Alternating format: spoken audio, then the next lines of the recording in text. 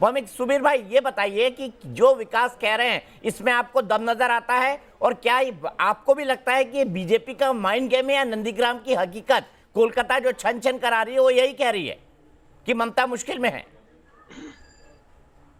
लड़ाई कांटे की टक्कर की है, इसमें कोई शक नहीं।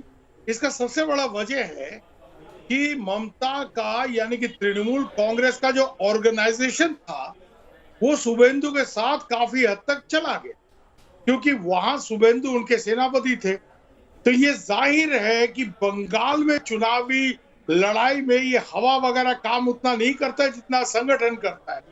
तो संगठन अगर उनका निकल गया है, और वहां फिर बीजेपी ने ये ध्रुवीकरण वाला राजनीति खेला, धर्म के आधार पर ध्रुवीकरण वाला, जो नंदीग्राम में कभी नहीं था।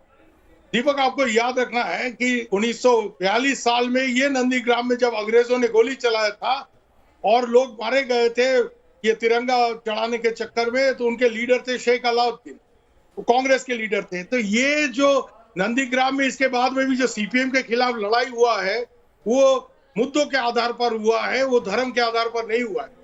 बट अभी इस बार ये पोलराइजेशन का जो पॉलिटिक्स है उसका कुछ तो फसल शुभेंदु को मिलेगा। हालांकि काफी लोग मुस्लिम्स में शुभेंदु से नाराज हैं कि हम दादा के साथ तो थे, अचानक दादा ने हमको क्यों दुश्मन बना दिया, वो दूसरी बात।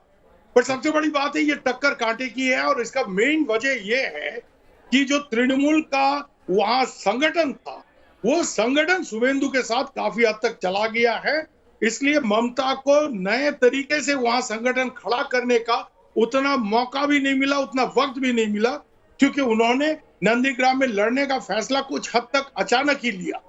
पहले तो ऐसा नहीं था। मेरे ख्याल से जितना मैं ममता को समझता हूँ सुबीर दा, मुझे लगता है इमोशनल होकर उन्होंने फैसला ले लिया कि भाई मेरे घर से एक बागी जा रहा है, इसको मैं ही टक्कर दूंगी और कोई टक्कर नहीं दे सकता।